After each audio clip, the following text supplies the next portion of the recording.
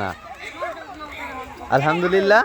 এই যে আমাদের ভালোবাসার এক সিনথি আপু এই যে এখানে ফুচকার দোকান দিছে আলহামদুলিল্লাহ। এই যে অনেক মজাদার টকটা কিন্তু অত্যন্ত লোভনীয়, একদম ফ্রেশ টক, ঠিক আছে। আর এই যে সুন্দর কুচি সালাদ, এই যে হচ্ছে ফুচকা, দেখছেন একদম কত মজাদার ফুচকা।